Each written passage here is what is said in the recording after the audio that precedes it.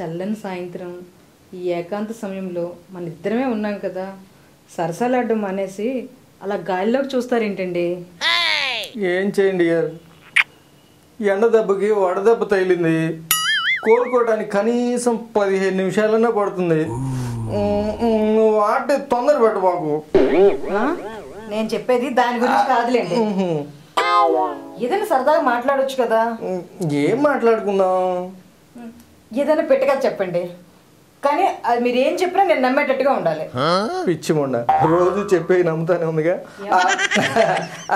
ఏం చెప్పను?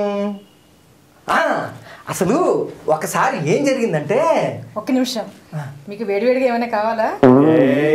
చిలిపి ఓ ఇట్లాంటివన్నీ రాత్రి చూసుకుందాం కానీ ఇప్పుడు వద్దులే. మీకు అంత సీన్ లేదని నాకు తెలుసు, కానీ వేడివేడిగా పకోడీలు కావాలా సమోసాలు కావాలని అడిగింది. నా మొహానికి పకోడీలు ఎందుకులే కానీ చిన్న చిన్న సమోసాలు తీసుకురా. తీసుకొస్తాను, ఈలోపు మీరు ప్రిపేర్ అవ్వండి. అలాగే. ఏంటో మాట్లాడితే పిట్ట కదా అని చంపేస్తూ ఉంటుంది. ఏం చెప్దాం? ఒక రాజుకి 2 భార్యలు.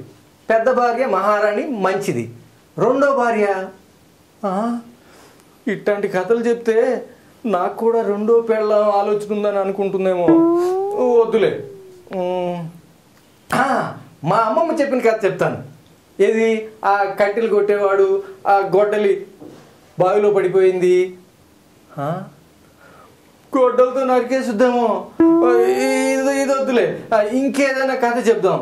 ఏం చెప్దాం అబ్బా? పిట్ట కథ ఎట్లా? ఏదో కథ చెప్పి మేనేజ్ చేద్దాంలే. ఏం చేస్తాం? వచ్చావా? రా. వాసన వాసన వాసన వాసన. వచ్చేసావా? ఆరగించు.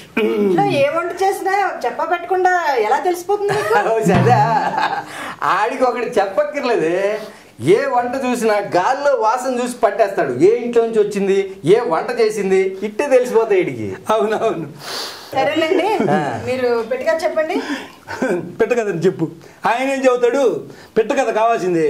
నేను చెబుతా ఉండు.